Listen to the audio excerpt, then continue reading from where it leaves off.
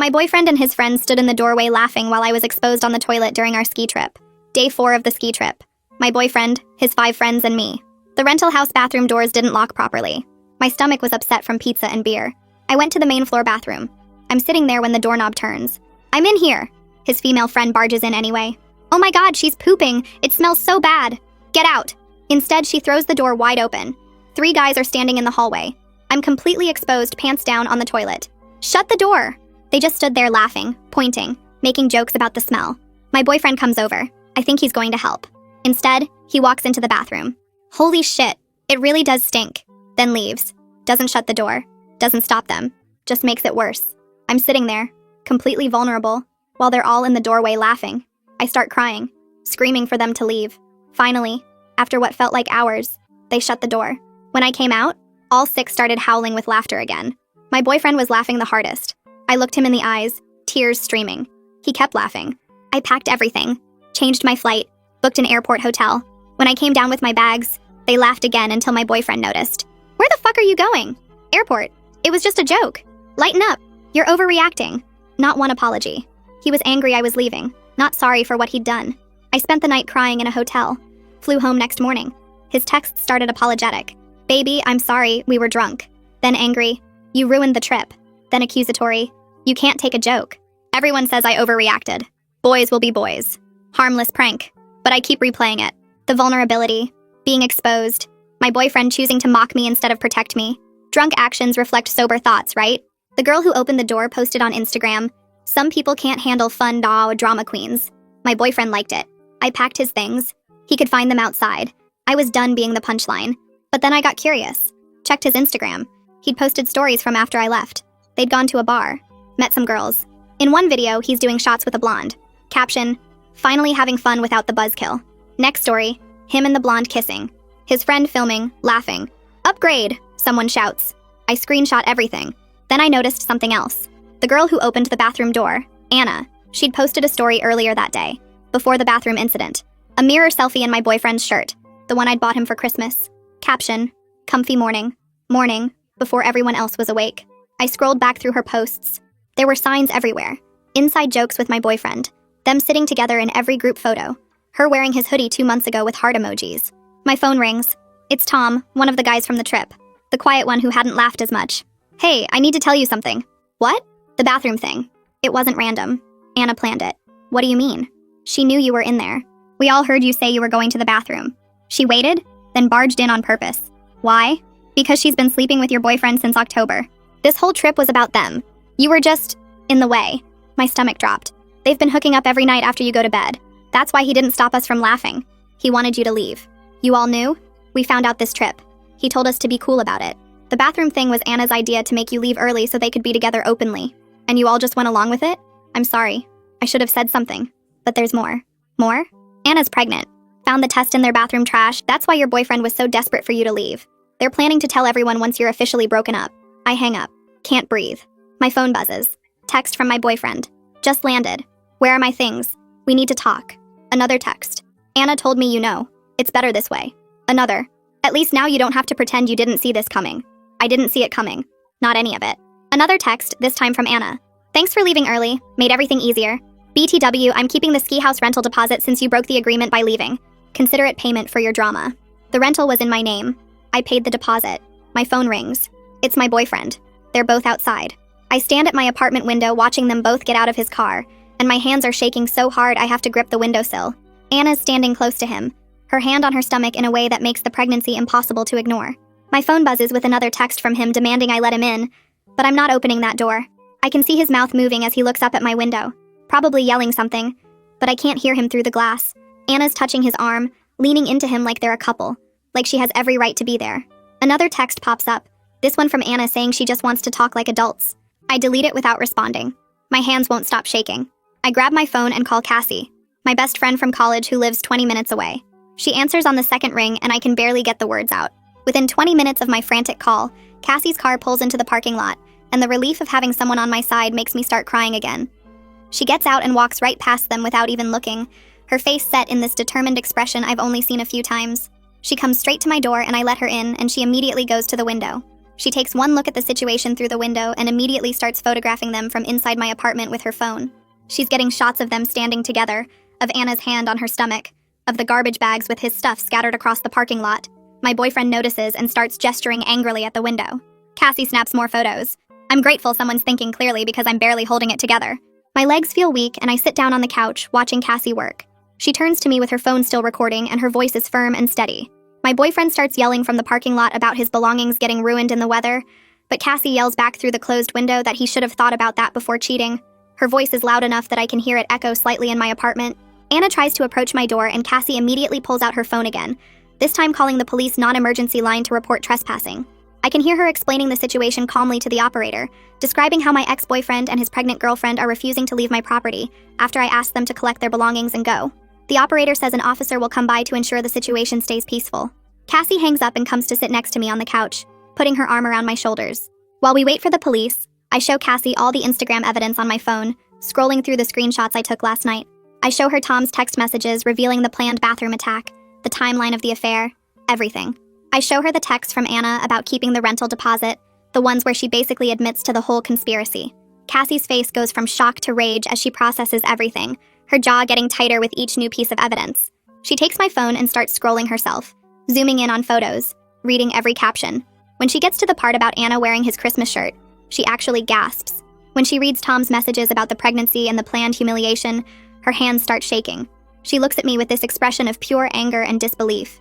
She's already Googling tenant rights lawyers on her phone with her other hand, her fingers moving fast across the screen. She pulls up 3 different law firm websites and starts reading reviews out loud. She's making notes in her phone about which ones specialize in rental disputes and theft. Every few seconds, she glances out the window to make sure they're still out there, still waiting. My phone keeps buzzing with more texts from him, getting angrier each time. Cassie grabs it and puts it on silent, setting it face down on the coffee table. She tells me I don't need to read any more of his manipulation right now. She's right. The police officer arrives about 15 minutes later, and I can see his patrol car pull up through the window. He's a tall guy, maybe in his 40s, with a calm, professional manner. He gets out and immediately approaches my ex-boyfriend and Anna in the parking lot. I can see them talking, my ex gesturing wildly with his hands, probably trying to charm his way out of trouble. The officer listens for a minute, then walks up to my door. Cassie answers when he knocks and explains that since it's my apartment and his belongings are outside, I have every right to refuse him entry. The officer nods and asks to speak with me. I come to the door but stay inside, and he's very polite and professional. He asks if those are my ex-boyfriend's belongings outside, and if I want him to leave the property. I say yes to both. My boyfriend tries to interrupt from the parking lot, calling me dramatic and unstable, saying I'm having some kind of breakdown. The officer holds up his hand to silence him and turns back to me, asking if I feel safe. I tell him about the bathroom incident, about the affair, about the threatening texts. The officer's expression changes, becoming more serious. He tells my ex-boyfriend to collect his things and leave the property within 10 minutes or face trespassing charges.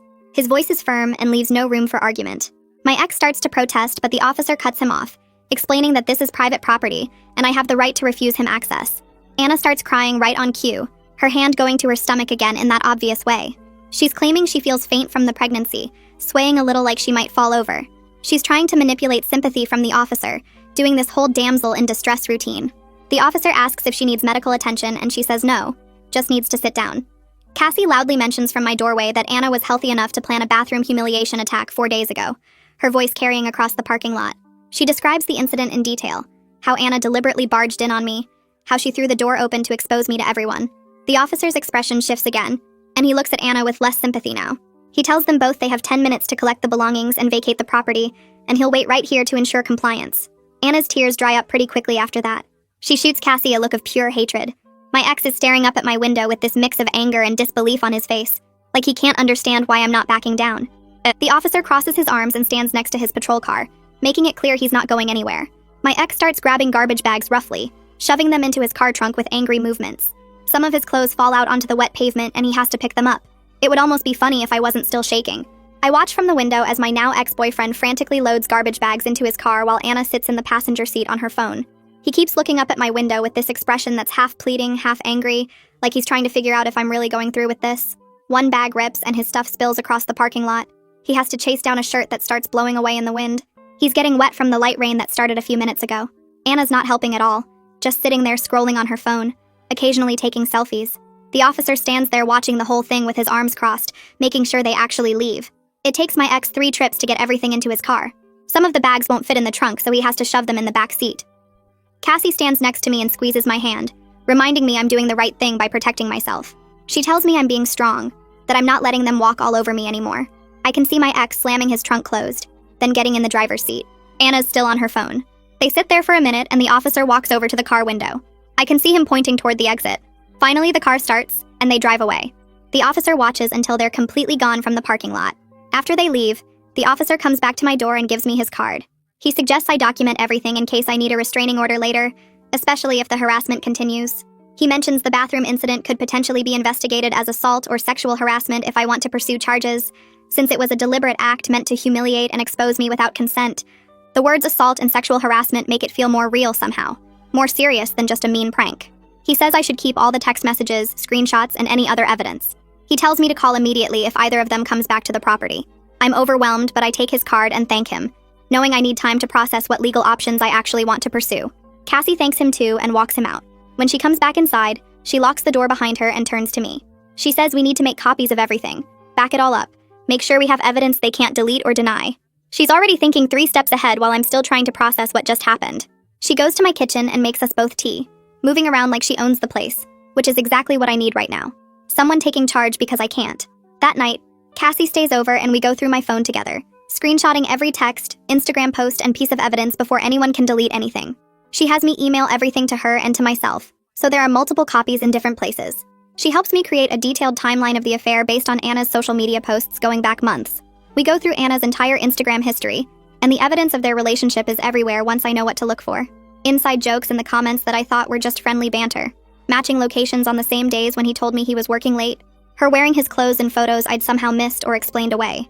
There's a photo from September where they're at some bar together and his hand is on her lower back. Another from October where she's wearing his jacket. In November, there are at least 5 photos where they're standing too close, looking at each other in a way that's more than friendly. The Christmas shirt photo from the ski trip morning is just the most obvious one. Cassie takes notes on everything, building a comprehensive document with dates, locations, and descriptions. She's treating this like a legal case, which I guess it kind of is now with the rental deposit theft. We work until almost midnight, going through months of posts and comments and tagged photos.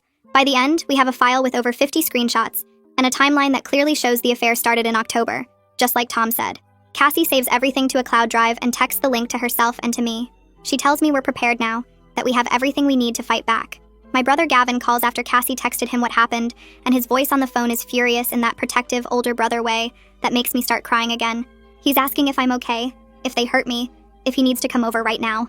Cassie takes the phone and explains the situation to him more calmly than I could. I can hear his voice getting louder through the speaker. He offers to come stay with me for a few days, handle any confrontations, and help me figure out the rental deposit situation.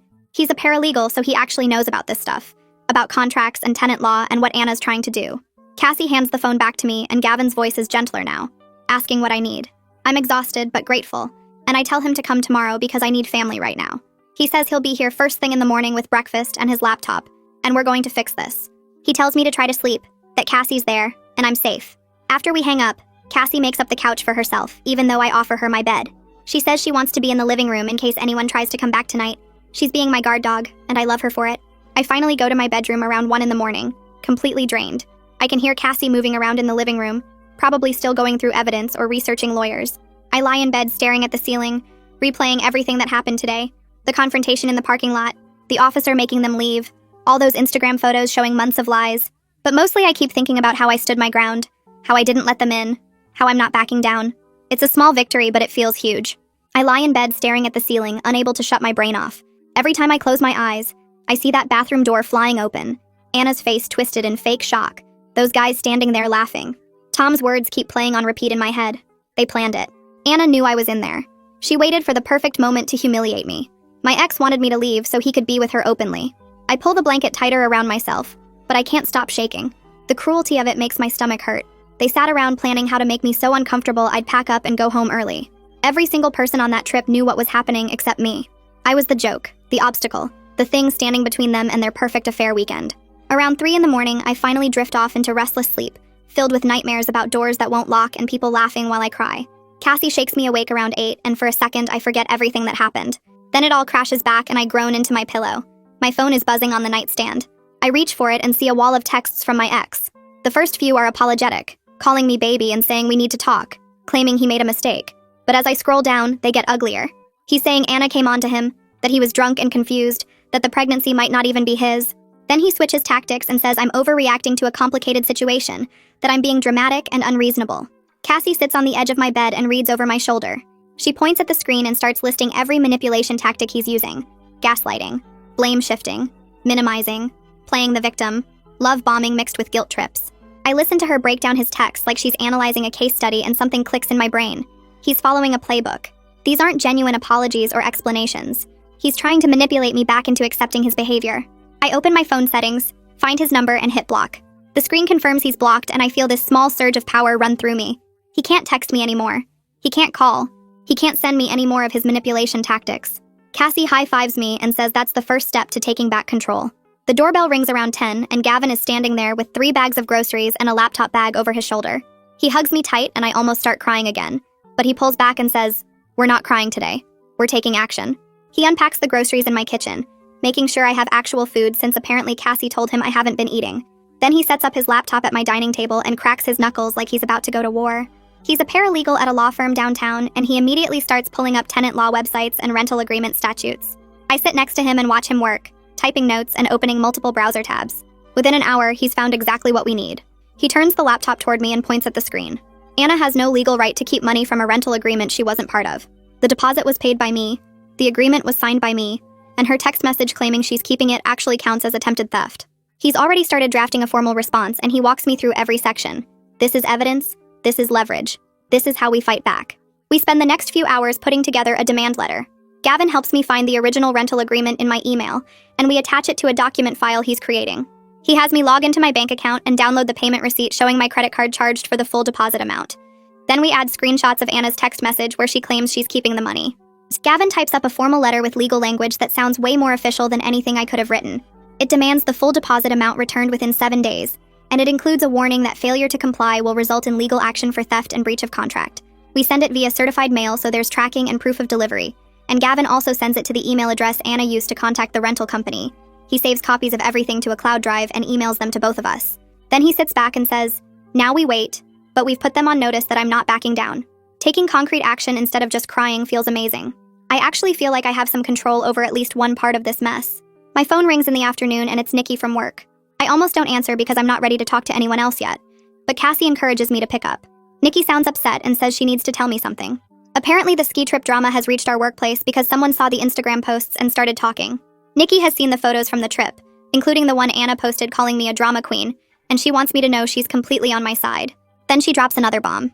She says my ex has been flirting with the receptionist at his office for months. Multiple people there have noticed and talked about it. Some of his coworkers actually think he's sketchy and have been uncomfortable with how he treats women in the office. Nikki heard this from her friend who works in the same building. The validation from someone outside my immediate circle makes me feel less insane. I'm not overreacting. Other people see his behavior as problematic too. I thank Nikki for calling and for having my back, and she says if I need anything at all, she's there. After we hang up, I tell Cassie and Gavin what she said, and Gavin just shakes his head and mutters that my ex is even worse than he thought. My phone buzzes with a text from Tom in the late afternoon.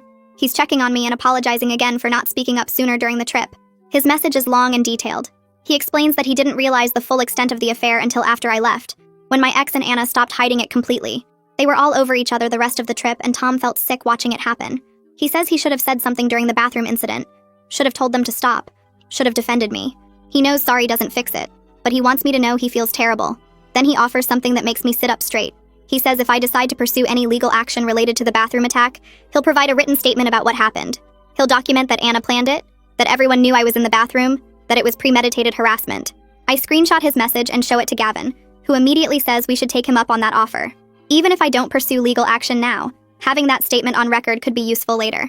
I text Tom back thanking him and telling him I'll let him know if I need the statement. Then I save his offer in a note on my phone for future reference. I decide to call the ski resort rental company directly to get documentation of the deposit payment. I find the confirmation email with the property manager's phone number and dial before I can overthink it. A man answers and introduces himself as Mitchell Ferrari. I explain the situation as calmly as I can, telling him about the rental in my name, the deposit I paid, and Anna's attempt to claim she's keeping it. Mitchell is surprisingly sympathetic and immediately says he'll help. He puts me on hold for a few minutes, then comes back and says he's emailing me copies of all the receipts showing my credit card payment for the deposit. Then he mentions something that makes my jaw drop.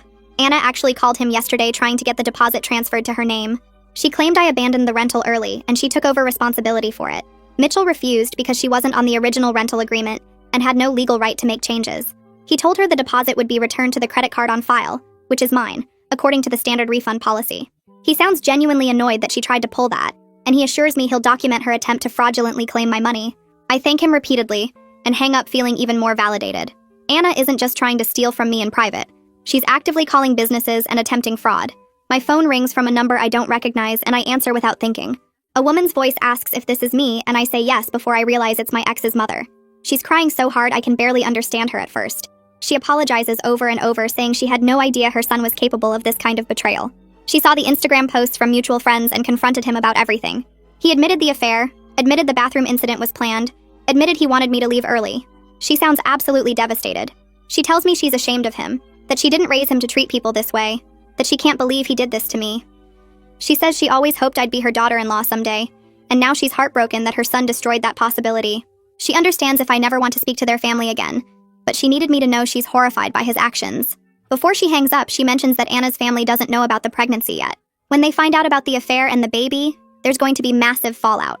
Her voice cracks when she says she's so sorry, and then the line goes quiet. The conversation with his mother breaks something open inside me that I've been holding back. I start crying harder than I have since the bathroom incident itself. Cassie wraps her arms around me while Gavin awkwardly pats my shoulder. His mother's words keep echoing in my head. She deserved so much better. She always hoped I'd be her daughter-in-law. She's devastated by what he did. Hearing his own mother validate my pain and condemn his actions makes it feel more real somehow. I'm not crazy. I'm not overreacting. Even his mother thinks what he did was unforgivable. I cry into Cassie's shoulder for a long time, letting out all the hurt and humiliation and betrayal I've been carrying. When I finally calm down enough to breathe normally, Cassie suggests something I've been avoiding. She thinks I should see a therapist to process the trauma. I immediately resist because admitting I need therapy feels like admitting how much this damaged me. But that night, after Cassie and Gavin both leave, I try to use my own bathroom and have a full panic attack. The humiliation floods back so intensely I can't breathe. I'm sitting on my bathroom floor hyperventilating, and I realize Cassie was right.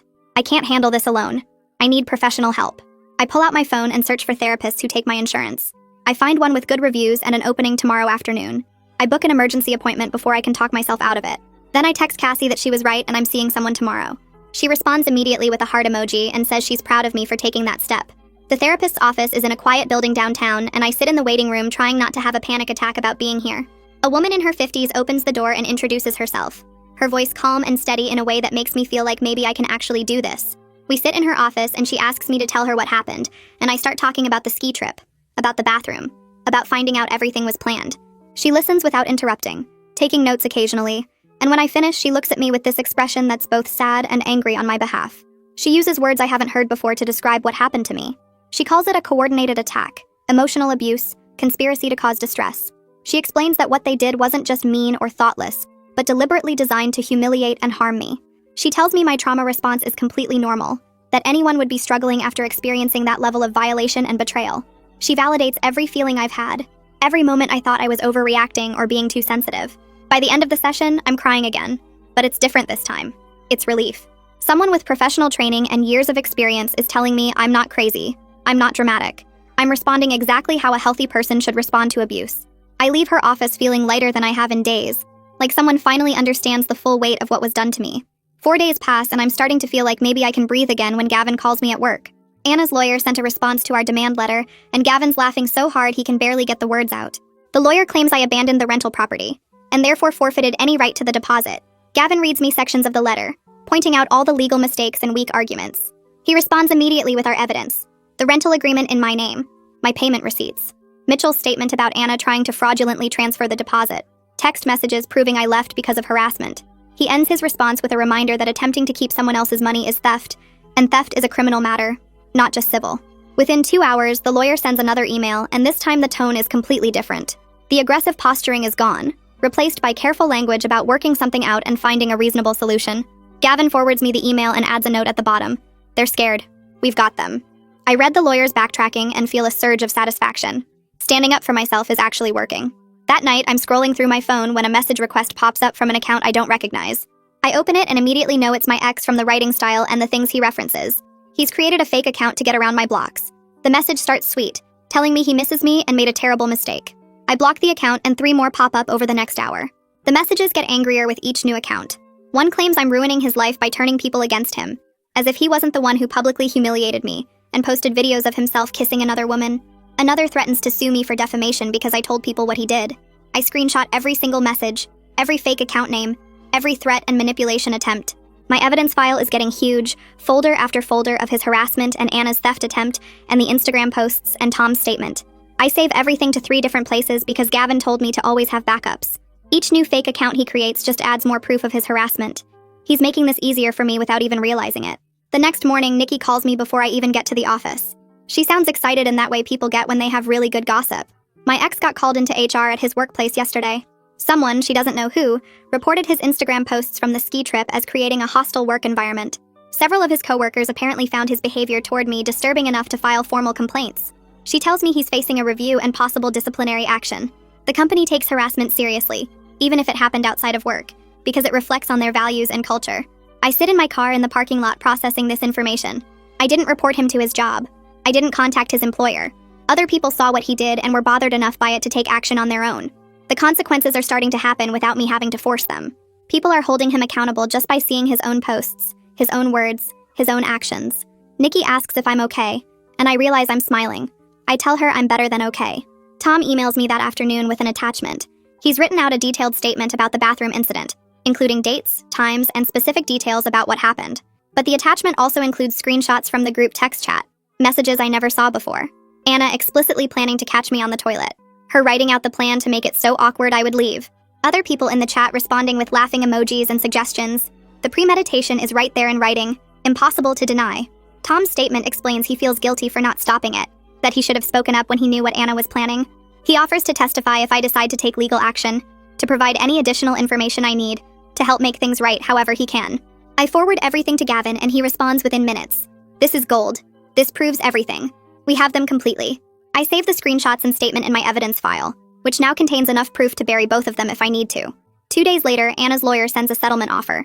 They'll return the full deposit plus $500 if I sign an agreement saying I won't discuss the affair or bathroom incident publicly. Gavin calls me immediately after reading it. He explains this proves they're terrified of legal exposure. The offer of extra money, the demand for silence, the quick turnaround, it all shows they know they're in serious trouble. We draft a counteroffer together. Full deposit, $2,000 for emotional distress, and absolutely no agreement to stay quiet. What they did is a matter of public record now through all the social media posts and witness statements. They can't force me into silence. Gavin sends the counteroffer and tells me to expect them to come back with something in the middle. The power has shifted. They're desperate and we're in control. For the first time since the ski trip, I feel like I'm the one calling the shots. They humiliated me, but now they're the ones scrambling to contain the damage. The next afternoon, Gavin's phone rings and he steps into another room to take the call. When he comes back, he looks surprised. That was my ex's father.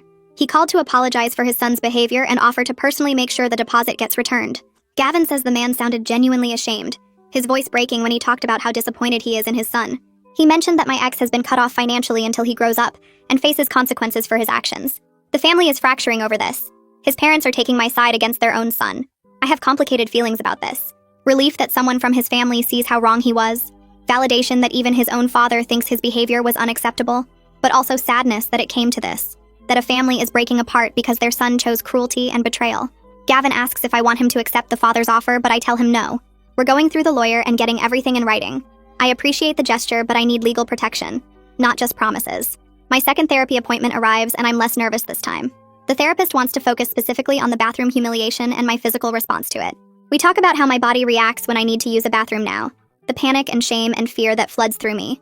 She explains this is a normal trauma response, that my brain associated bathrooms with danger and humiliation, and now it's trying to protect me by making me avoid them.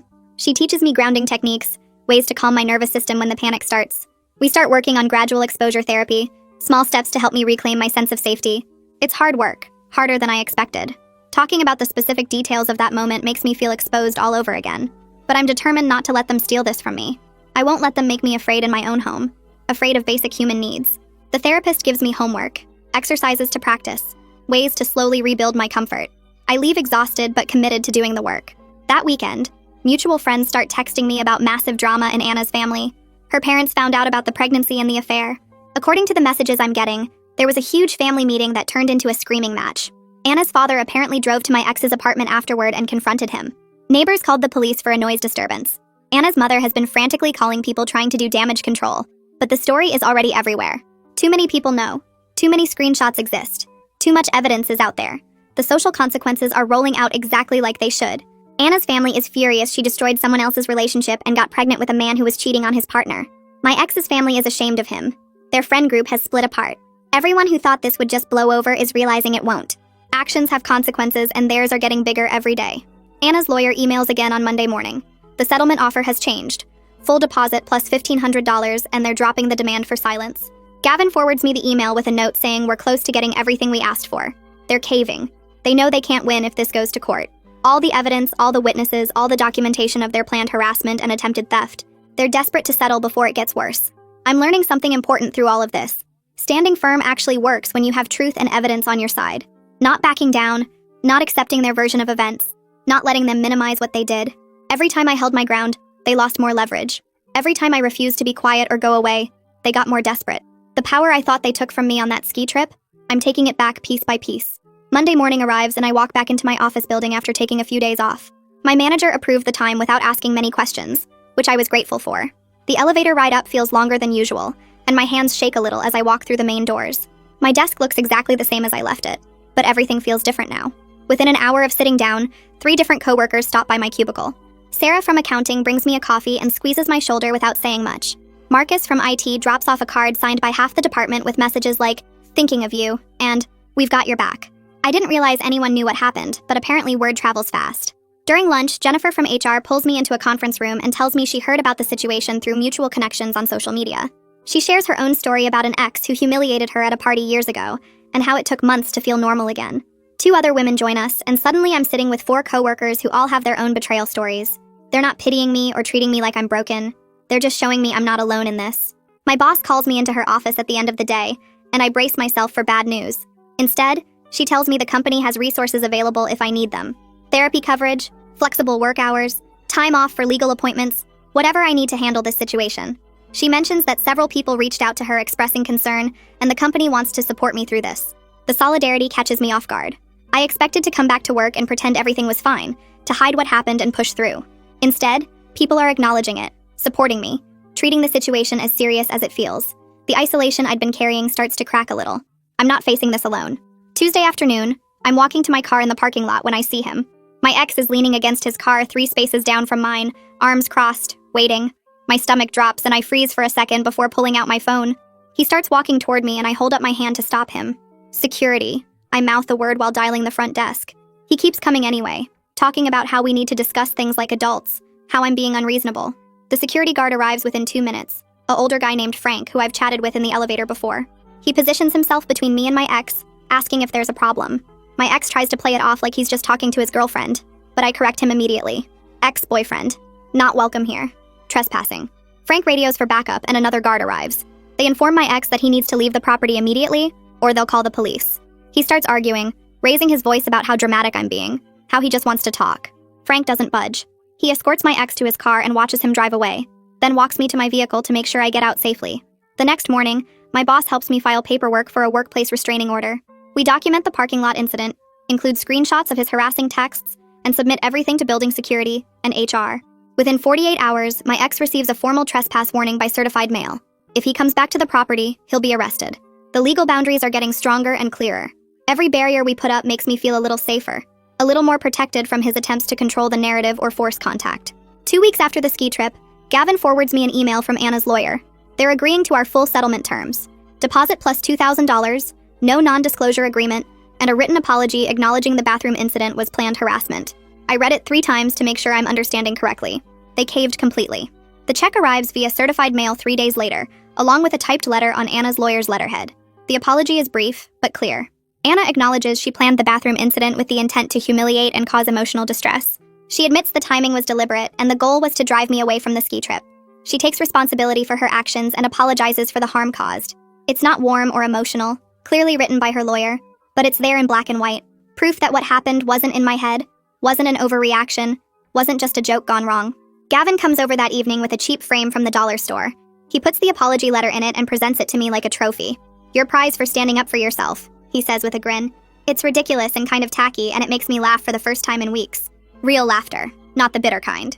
I hang it in my closet where only I can see it, a private reminder that I fought back and won. Tom texts me later that week with an update about the friend group from the ski trip. Everything fell apart after I left, he tells me. 3 of the guys who laughed during the bathroom incident have completely distanced themselves from my ex. They found out about the affair, about how the whole thing was planned, and they felt used, manipulated into participating in something cruel without understanding the full context. Tom forwards me screenshots of their group chat where they're arguing about what happened. One guy, Jake, keeps saying he feels sick about the whole thing. Another, Chris, admits he wouldn't have gone along with it if he'd known the truth. The third, Devin, says my ex lied to all of them and he's done with the friendship. Over the next few days, I receive awkward apology texts from all 3. Short messages acknowledging they were wrong, they shouldn't have laughed, they feel terrible about their part in humiliating me. I don't respond to any of them yet. I'm not ready to engage, not sure if I ever will be. But knowing they recognize what happened was wrong provides some validation. The friend group that seemed so united in mocking me has fractured completely. My ex is losing his social circle piece by piece, and I didn't have to do anything to make it happen. The truth did the work for me. Nikki calls me during my lunch break with news that makes my jaw drop. My ex got fired from his job. The HR investigation into his social media conduct concluded, and the decision was termination. But it wasn't just about the ski trip posts. During the investigation, multiple female coworkers came forward with complaints about his behavior. Inappropriate comments, unwanted flirting, making women uncomfortable in meetings. The ski trip incident was the final straw that opened up a whole investigation into a pattern of misconduct. Nikki heard about it through her friend who works in his building's HR department. Apparently, he tried to fight the termination, threatened legal action, but the company had documentation of multiple incidents going back months. His social media posts about me were just the most public evidence of his disrespect toward women. By evening, he's posting vague status updates on Instagram about cancel culture and false accusations. Everyone who knows the real story can see right through it. He's trying to play the victim, but the comments on his posts tell a different story. People are calling him out, sharing their own experiences with his behavior, refusing to let him rewrite what happened. His consequences are mounting, and I didn't engineer any of them. I didn't call his workplace or contact his employer. I just stood my ground, kept my evidence, and let the truth speak for itself. Sometimes justice happens naturally when you refuse to stay quiet. Anna moves back in with her parents as the pregnancy progresses. I hear about it through mutual friends who are still watching the situation unfold like a reality show. Her relationship with my ex has become increasingly volatile, according to the reports filtering back to me. They're fighting constantly, accusing each other of trapping the other, arguing about money and responsibility, and who's to blame for the mess they're in. The upgrade he celebrated on Instagram is turning into a nightmare of his own making. She's dealing with morning sickness and doctor appointments while he's unemployed and angry. He's facing a baby he didn't plan for with a woman he cheated with, and all the excitement of their affair is gone. Now it's just reality and consequences and 2 people who built their relationship on betrayal, discovering that's not a stable foundation. I feel a strange mix of vindication and pity watching their situation implode from a distance. Part of me wants to feel satisfied that they're suffering, that karma is working exactly as it should, but another part of me just feels sad about the whole mess. A baby is coming into a situation filled with resentment and instability. 2 families are dealing with shame and disappointment. Multiple friendships have been destroyed. The damage spreads wider than just me, touching everyone connected to what they did. My 3rd therapy session brings a breakthrough I wasn't expecting. The therapist asks me to talk about the bathroom incident again, but this time focusing on what it meant beyond just the embarrassment. We dig into how it connected to deeper issues of violation and powerlessness.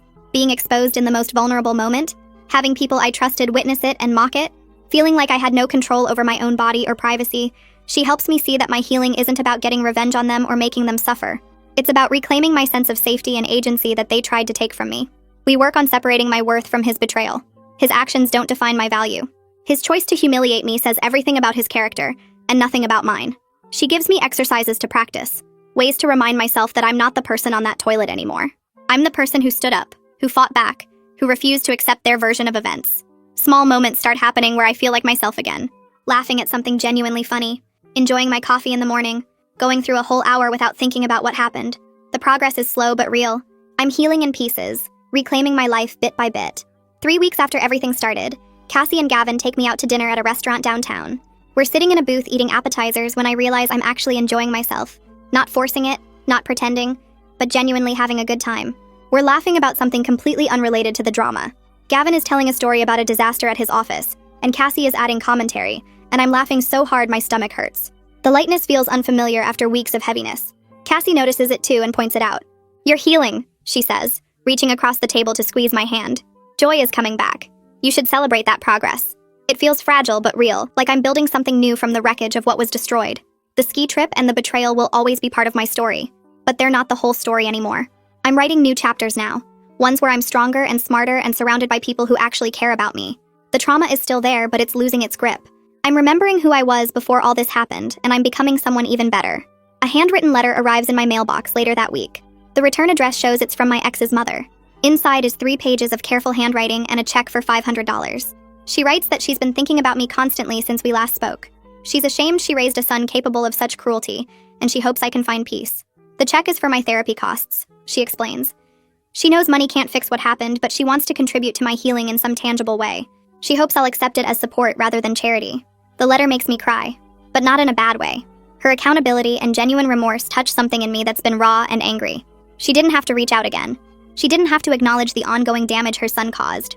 But she did, and it matters. I decide to keep the money for therapy. Not because I need it financially, but because accepting it feels like accepting support from someone who genuinely cares about making things right. It feels like building bridges instead of burning them, like choosing grace over bitterness. I finally respond to Tom's messages after weeks of silence. Thank you for being the one person who chose honesty over loyalty to my ex, I write. Your truth-telling made all the difference. We agree to meet for coffee at a place near my apartment. He shows up looking nervous, fidgeting with his cup while we make small talk. Then he apologizes in person, explaining everything. He's been examining his own complicity in toxic friend group dynamics, he says. Realizing how often he stayed silent when he should have spoken up, how he prioritized keeping the peace over doing what was right. The bathroom incident was a turning point for him. Watching everyone laugh while I cried made him see how cruel silence can be. His genuine remorse and growth impress me. He's not making excuses or minimizing what happened. He's taking real responsibility for his part in it, even though his part was mostly inaction. I tell him I forgive him and I mean it. Forgiveness feels good when it's offered to someone who earned it through real change and accountability. We talk for over an hour about everything that's happened since the ski trip. He shares updates about the friend group falling apart, about my ex's spiral, about Anna's situation. It feels good to have an honest conversation with someone who was there, who understands the full context. Tom isn't asking for anything from me. He's just offering truth and support and genuine friendship. That's worth something. I scroll through Anna's Instagram on a random Tuesday afternoon, the way you check the weather or your bank balance. Just information. No emotional charge anymore. Her latest post shows her lying in bed with her feet propped up on pillows. Caption about unexpected pregnancy complications and bed rest. The comments are all supportive messages from her family and friends. My ex isn't tagged. He's not in any of the photos her mom has been posting either, the ones showing Anna's sisters bringing her meals and keeping her company. I zoom in on one picture and notice the empty spot on her nightstand where a framed photo used to sit. Their relationship is falling apart in real time, and I feel nothing but distance from it. They're dealing with a baby neither of them planned for, families who are disappointed in both of them, and a foundation built entirely on lies and betrayal. It's not my circus anymore. Not my monkeys. I close Instagram and get back to work without a second thought. My therapist suggests I try dating again. Just casual coffee dates to practice opening up to new people. The idea makes my stomach twist. Trusting someone new with even basic information about myself feels impossible after everything. But she reminds me that staying closed off forever isn't healing. It's just hiding. So I download a dating app and immediately want to delete it. The profiles all blur together. Generic photos and boring bios. But then I see someone who lists teaching as his job and mentions loving hiking and reading. His name is Braden. His smile looks genuine in his photos, not practiced or fake. I swipe right before I can overthink it. We match within an hour. His first message is simple and kind, asking about my favorite book. We text back and forth for 3 days before he suggests meeting for coffee. I almost say no, almost make an excuse about being busy. But I think about what my therapist said about staying open, and I agree to meet him Saturday morning at a cafe near my apartment. The days leading up to it I consider canceling probably 50 times. What if he's awful? What if I have a panic attack? What if I'm not ready? But Saturday morning comes and I put on jeans and a sweater and walk to the cafe anyway. He's already there when I arrive, sitting at a corner table with 2 coffees. He stands when he sees me, and his smile is even warmer in person. We shake hands and sit down, and I'm surprised by how easy the conversation flows. He asks about my work, and I ask about his students. We talk about books and movies and places we want to travel. An hour passes without any awkward silences. Then he asks if I'm seeing anyone else, and I realize I need to be honest. I tell him I'm recovering from a really bad breakup, that it ended recently, and I'm still processing a lot. He nods and doesn't push for details. He just says he appreciates my honesty, and he's happy to take things as slowly as I need. We agree to meet again next week. When I get home, I text Cassie that the date went well, and I might actually be ready for this. She sends back about 50 excited emojis. 4 weeks after the ski trip, I wake up on a Wednesday morning and reach for my phone out of habit. I check my messages and emails and social media. I make coffee and get dressed for work. I'm halfway through breakfast when I realize I haven't thought about my ex or the bathroom incident yet. Not even once since opening my eyes. It's such a small thing, but it feels huge. Like reclaiming a piece of my brain that's been occupied by trauma for a month. I sit there with my coffee and marvel at it. The memory is still there when I look for it, but it's not the first thing anymore. It's not taking up all the space in my head. Therapy is working, Time is helping. I'm genuinely healing bit by bit, and this morning is proof. I finished my breakfast feeling lighter than I have in weeks. Gavin calls me at work one afternoon and tells me my ex sent a long email to my personal account. Gavin has access to it because we set up forwarding for anything from my ex after the fake social media accounts started. He asks if I want him to read it to me or forward it. I pause and think about it. A month ago, I would have needed to read every word, to know exactly what he was saying. But now I realize I don't actually care. Whatever he has to say doesn't matter anymore, because I've already found my closure through healing and moving forward. I tell Gavin to delete it without reading it to me. He confirms that's what I want, and I say yes. He deletes it while we're still on the phone and tells me it's gone. I feel relief wash over me instead of curiosity. My ex's words don't have power over me anymore. I thank Gavin and get back to work feeling free. Anna's baby shower photos pop up on my Instagram feed through a mutual friend who attended. I almost scroll past, but something makes me stop and look. The decorations are blue and white, all very traditional and sweet.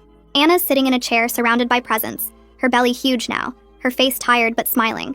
Her mother and sisters are in most of the photos, her friends from college. But my ex isn't in a single one. Not one picture. The comments mention how lovely everything was, but nobody asks where the father is. Her family has iced him out completely based on what I'm seeing. She's facing single motherhood with only her parents' support. I feel something complicated looking at these photos. She planned the bathroom attack. She humiliated me on purpose. She's been sleeping with my boyfriend for months, but she's also trapped now in consequences of her own choices. A baby she probably didn't want with a man who won't step up. A family that's disappointed. A future that looks nothing like what she imagined. I don't celebrate her suffering, but I don't feel sorry for her either. People face accountability for their actions, and this is hers. I close Instagram and realize I'm learning something important. Forgiveness doesn't mean forgetting or excusing. It just means letting go of the anger so it doesn't poison me. Braden and I have been on 5 dates over 3 weeks when I decide to tell him the full story of what happened on the ski trip. We're having dinner at a quiet restaurant and he asks about my previous relationship. I take a deep breath and tell him everything.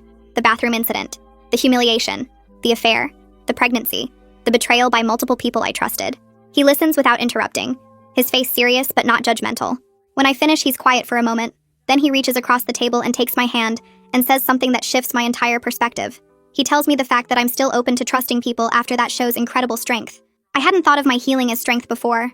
I'd been thinking of it as just survival, just getting through each day. But he's right. Choosing to stay open despite betrayal is brave.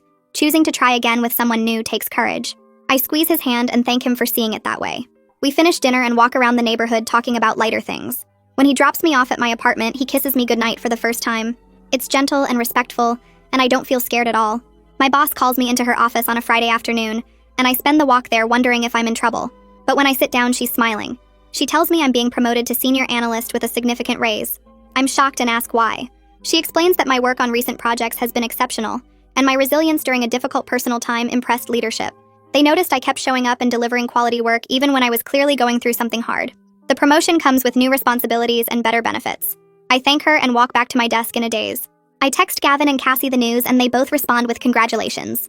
That night, I sit in my apartment looking at the promotion letter and realize something profound. I'm building a life that's better than what I had before. The betrayal destroyed one chapter, but it opened space for a better one. Better job, better relationship with Braden, better understanding of myself. I wouldn't have chosen this path, but I'm grateful for where it's leading. 2 months after the ski trip, I attend a friend's birthday party at a bar downtown. I'm standing by the drinks table when I see him. One of the guys who laughed during the bathroom incident. He's across the room talking to someone, but then he sees me and his face changes. He looks uncomfortable and guilty. Part of me wants to leave, but I'm not running anymore. I stay where I am. He finishes his conversation and walks over to me.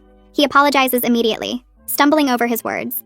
He tells me he's been in therapy working on why he participated in cruelty that night. He admits he was a coward who went along with the group instead of doing what was right. His apology sounds genuine. I can see the shame in his face.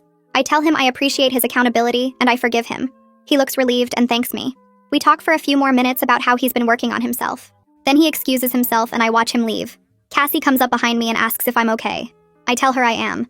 Forgiveness is more for me than for them. Carrying anger hurts me more than it hurts the people who wronged me. Letting it go feels like setting down something heavy I've been carrying too long. Anna gives birth to a boy according to the announcement that appears on social media. The post is from her mother, showing a tiny baby wrapped in a blue blanket. The caption mentions Anna and the baby are both healthy and resting. It conspicuously doesn't mention my ex as the father. Doesn't mention him at all. Mutual friends start texting me about drama they've heard regarding paternity and whether he'll be involved. Apparently there's a whole mess unfolding about his rights and responsibilities. I read the messages and feel completely disconnected from their chaos. It's not my story anymore. My story is about healing and growth and building something new with Braden. Their drama is background noise that doesn't touch me. I mute the group chat and go back to planning my weekend. Cassie and I take a weekend trip together to a mountain resort 2 hours away. We deliberately choose a mountain location to reclaim that kind of experience with positive memories. The drive up is beautiful, and we blast music the whole way. We check into a cabin that's cozy and warm with a fireplace and big windows overlooking the slopes.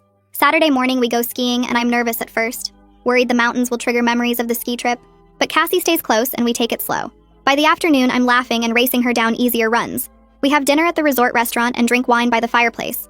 Sunday, we ski again and explore the village shops. I don't have a single panic attack the entire weekend. No flashbacks, no tears, just fun and friendship and joy. On the drive home, Cassie tells me she's proud of how far I've come. I tell her I couldn't have done it without her support. She waves that off, but I mean it. Having people who show up matters more than anything. I'm taking back what they tried to ruin, and it feels like a victory lap. The mountains are mine again, not tainted by their cruelty. I'm reclaiming every piece of my life they tried to steal.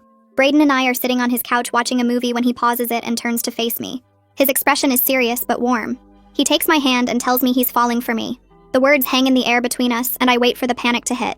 I wait for my brain to start listing all the reasons this is dangerous. But instead, I feel this calm certainty settling into my chest. I realize I'm falling for him too. He's been patient with my anxiety about bathrooms and crowds. He's never once made me feel stupid for my trauma responses. He doesn't push when I need space, and he shows up when I need support. We talk for hours about what taking our relationship to the next level means. He asks what I need to feel safe, and I tell him honestly. He listens to every word and promises to respect my boundaries. My capacity for trust wasn't broken forever. It just needed time and the right person to heal with. Brayden is that person. Tom texts me a few days later with news about my ex. His Instagram account went completely dark after months of bitter posts about being misunderstood and victimized. Tom heard through mutual friends that my ex moved to another state for a fresh start. He's running from the reputation he built here. People know what he did, and they don't want to be associated with him anymore. Anna is raising the baby with her parents helping full-time. She blocked everyone connected to the ski trip on social media. Tom says she's isolated herself completely from the friend group. Their story is ending in loneliness and regret, while mine is opening into connection and happiness. I feel oddly detached from this information. They're just people I used to know who made terrible choices. Their consequences belong to them now. I walk into my therapist's office for what turns out to be a milestone session. She reviews my progress over the past 3 months and suggests we move to monthly maintenance sessions instead of weekly. My trauma responses have gotten so much better. I can use public bathrooms without having panic attacks. I sleep through the night without nightmares about being exposed and humiliated. I've rebuilt my sense of safety in my own body and in my daily life. The work was incredibly hard. There were sessions where I cried for the entire hour. There were weeks where I felt like I was moving backwards instead of forward, but it paid off in reclaiming my peace. My therapist tells me she's proud of how committed I've been to healing. I leave her office feeling lighter than I have in months. Gavin comes over for dinner at my apartment, and we talk about everything that's happened since the ski trip. He tells me he's proud of how I handled the whole situation. I pursued justice without becoming consumed by revenge. I healed without rushing the process. I stayed open to love despite being betrayed in the worst way. His words make my eyes fill with tears. I tell him I'm proud of myself too. I could have let this destroy me. I could have become bitter and closed off to any future relationships. But instead, I let the experience refine me into someone stronger and wiser. Gavin raises his glass and toasts to my resilience. We spend the rest of the evening laughing and talking about happier things. Having my brother's support through all of this meant everything. 6 months after the ski trip, I'm sitting with Brayden looking at vacation destinations on my laptop. We're planning a trip to somewhere warm and beautiful, maybe a beach resort or a tropical island, somewhere completely different from snowy mountains and ski lodges. We're talking about future plans while we browse. He mentions wanting me to meet his family, his parents and his younger sister. The idea of being brought into someone's life again used to terrify me. Meeting family felt like a huge commitment that could blow up in my face. But now it feels exciting instead of scary. I'm ready to build something real with someone who actually deserves my trust. Brayden has earned that through consistent actions over months. I tell him I'd love to meet his family, and he lights up with this genuine smile. I'm at the grocery store picking up ingredients for dinner when I see Anna's mother in the produce section. She recognizes me immediately and walks over. My first instinct is to leave, but I stay put. She apologizes for her daughter's actions. She tells me Anna has expressed regret about the bathroom incident, though she hasn't reached out to me directly. Her mother seems genuinely sorry and embarrassed by the whole situation. I tell her I've forgiven Anna for my own peace, even if we'll never speak again. Forgiveness doesn't require us to have a relationship or pretend what happened was okay. It just means I'm not carrying anger around anymore. Her mother looks relieved and thanks me for my grace. We part ways and I continue shopping. The encounter doesn't shake me the way it might have months ago. Tom sends me a wedding invitation in the mail. He's engaged to someone new and he wants me to attend with Brayden. I'm genuinely happy for him. He did the right thing by telling me the truth about the bathroom attack, even though it was hard. He's been working on himself in therapy and becoming a better person. The fact that I can celebrate his happiness despite our complicated history shows how far I've come. I'm not carrying bitterness anymore. I'm carrying wisdom and clear boundaries and actual joy. Brayden and I RSVP yes to the wedding. I buy a dress and mark the date on my calendar. Going to this wedding feels like closing a chapter in a healthy way. My boss sends me to a conference in another city to present on a major project I led at work. I'm standing at the podium in front of hundreds of people talking about strategy and results. My voice is steady and confident. I'm answering questions and engaging with the audience. Afterwards, several people come up to tell me how impressive my presentation was. I realize how much my confidence has grown since the ski trip. The person who sat crying on that toilet feeling powerless and humiliated feels like a different version of me. I've changed in fundamental ways. I've turned pain into purpose, betrayal into boundaries, trauma into proof of my own resilience. The growth didn't happen overnight, but it happened. Brayden and I decide to move in together. We find an apartment that's perfect for both of us. 2 bedrooms so we each have space, a kitchen with good light, a bathroom with a lock that actually works. Moving day arrives and I'm surprised by how safe and natural the whole thing feels. We're creating a home together. Our space with our rules and our privacy that's respected. The bathroom in our new place has a solid lock and Brayden never barges in. It becomes a sanctuary instead of a trigger. I can take long baths without anxiety. I can use the toilet without fear. I've fully reclaimed what they tried to take from me. Every room in this apartment represents healing and new beginnings. A message request pops up on social media from someone I don't know. A woman named Sarah who experienced something similar to my bathroom incident. She found my story through mutual friends and wants advice on healing from public humiliation and betrayal. I spend over an hour writing back to her.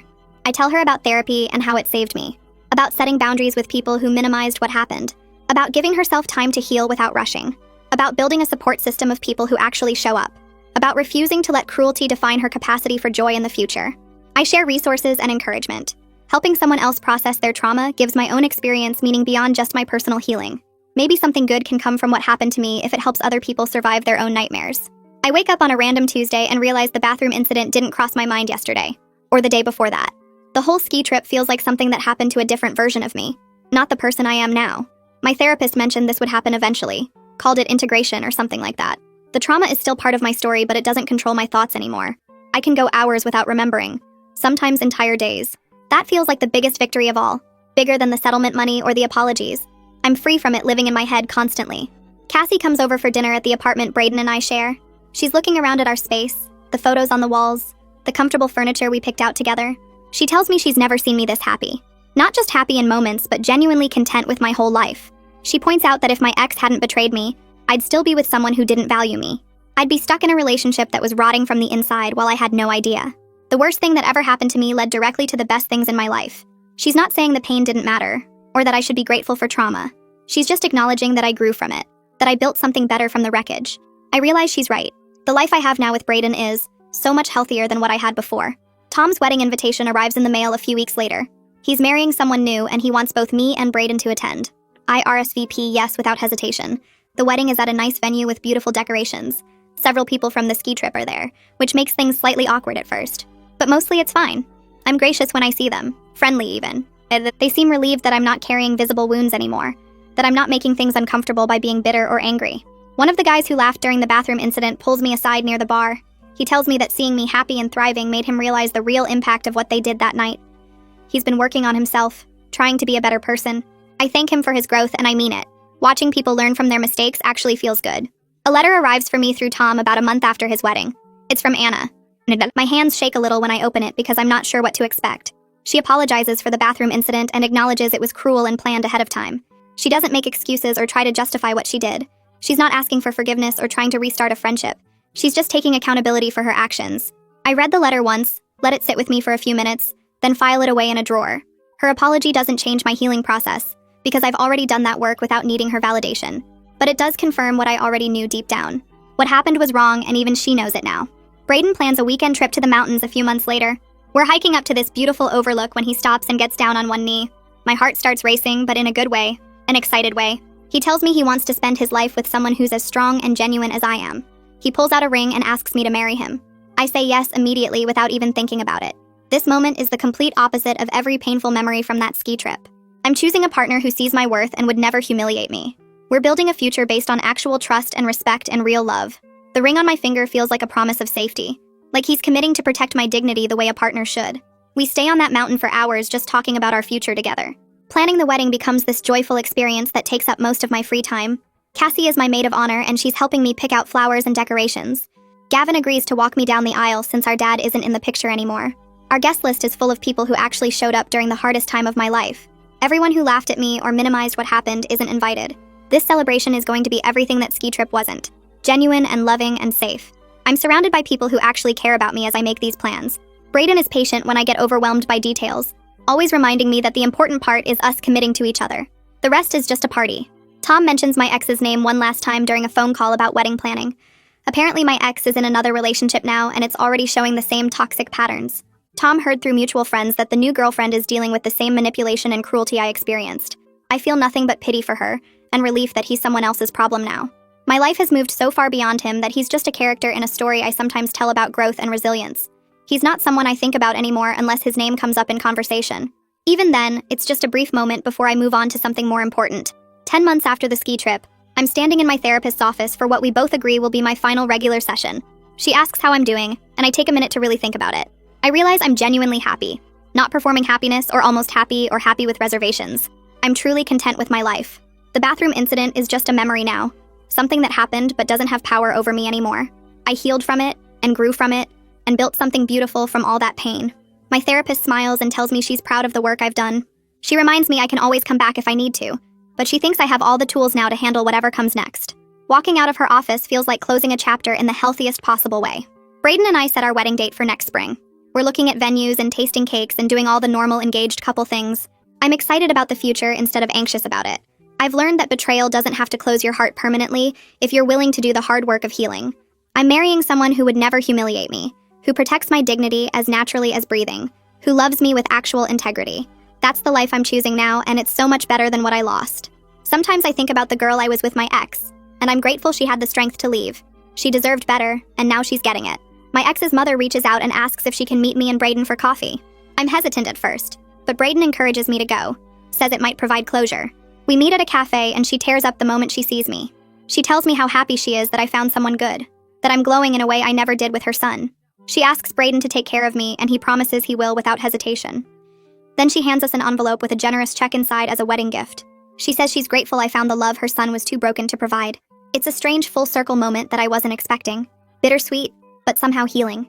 We hug before leaving, and I realize I've forgiven his whole family for raising someone who hurt me. They're not responsible for his choices, and they've shown me more accountability than he ever did. I wake up on a Tuesday morning and pad into the bathroom that Brayden and I share.